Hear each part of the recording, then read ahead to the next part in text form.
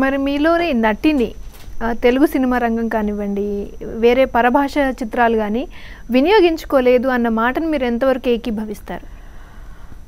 డెఫినెట్గా వినియోగించుకోలేదు. భారతీరాజా గారి డైరెక్షన్లో చేశాను, విశ్వనాథ్ గారి డైరెక్షన్లో చేశాను, రాఘవేంద్రరావు గారి డైరెక్షన్లో చేశాను. ఎవరి డైరెక్షన్లో చేసినా ఏమీ లేదు, ఊరికే ఒక వచ్చిపోయే క్యారెక్టర్ అంతే.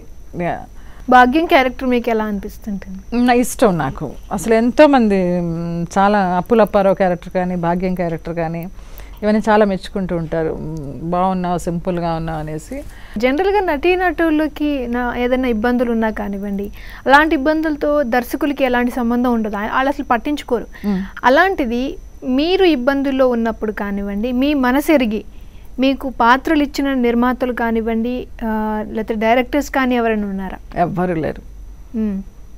ఒకటే క్వశ్చన్, ఎవ్వరు లేరు. ఇప్పుడు ఒక గిరిబాబు గారు ఉన్నారంటే, ఒక చలపతిరావు గారు ఉన్నారంటే ఎలాంటి విలన్ వేషాలు వేశారు, ఎప్పుడు రేప్ సీన్స్. అలాంటి వాళ్ళని ఒక మంచి ఫాదర్స్గా చూడలేదా? ఒక లేడీకి ఎందుకు క్యారెక్టర్ మారదు, ఒక ఇమేజ్ ఎందుకు మార్చరు, లేడీని ఎందుకు చూడరు? సినిమా రంగానికి ఎందుకు వచ్చాను అని బాధపడిన రోజులు ఏమైనా ఉన్నాయంటారా?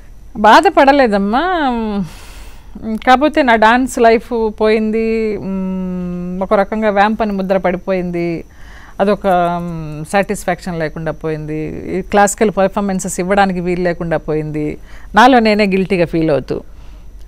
మంజు భార్గవి గారు ఎన్నో వ్యాంప్ క్యారెక్టర్స్ చేశారు. శంకరాభరణం ఒక పిక్చర్ తోటి అసలు ఆవిడ ఎక్కడికో వెళ్ళిపోయారు. అట్లా ఒక్క క్యారెక్టర్ వచ్చుంటే బాగుండేది కదా నా జీవితంలో, మనం డాన్సర్గా మళ్ళీ అలా కొనసాగిపోయేదాన్ని, సినిమాల జోలికి రాకుండా అనుకుంటూ ఉంటాను. మీకు వరుసగా వ్యాంప్ క్యారెక్టర్సే వచ్చాయి? వరుసగా అంటే ఫస్ట్ వ్యాంప్ క్యారెక్టర్ ఎందులో చేశారు మీరు? శృతిలయలో ఒక రకంగా వ్యాంపే, అసహ్యమైన సీన్స్ అంటూ ఏమీ లేదు కానీ వ్యాంపే. ఇంద్రుడు చంద్రుడు, కమల్ హాసన్కి సెక్రటరీ, వ్యాంపు. మీకు ఇన్ని వ్యాంప్ క్యారెక్టర్స్ చేశారు, అందులో మీకు బాగా పేరు ఇచ్చింది ఏంటి? అంటే ప్రేక్షకుల్ని ఉర్రూ తొలగించిన అంటే బోరింగ్ పాప, అది లారీ డ్రైవర్, మీరే చెప్పారు, అది మీకు ఎలా అనిపిస్తుంటుంది? ఎప్పుడు కూడా ఒక ఇన్సిడెంట్ గుర్తొస్తుంది బోరింగ్ పాపది. ధర్మక్షేత్రం షూటింగ్ అప్పుడు నేను బాలయ్య బాబు మేము ఒక కోర్టు సీన్ చేస్తున్నాం వైజాగ్లో. ఒక చిన్న పిల్లాడు, వాడికి బట్టలు న్యూడ్ ఉన్నాడు. వాడు బాలయ్య బాబు పిలుస్తున్నాడు, జయమ్మ బయటికి రా, జయమ్మ బయటికి రా అని. ఏంటండి అంటే, రా నీ ఫ్యాన్ వచ్చాడు నువ్వు చూడాలి అనేసి. అంటే మేము పైన ఫస్ట్ ఫ్లోర్లో ఉన్నాము, వాడు కింద ఉన్నాడు.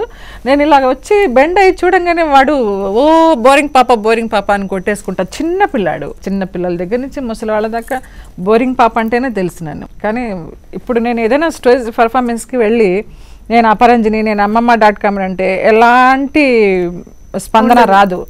నేనెవరో గుర్తుపెట్టారా బోరింగ్ పాపని అనగానే ఓ అని అరుస్తారు. ఇక వాళ్ళ కోసం నేను బోరింగ్ పాపనని నేను ఇంట్రడ్యూస్ చేసుకోవాల్సి వస్తుంది. సరే తప్పదు.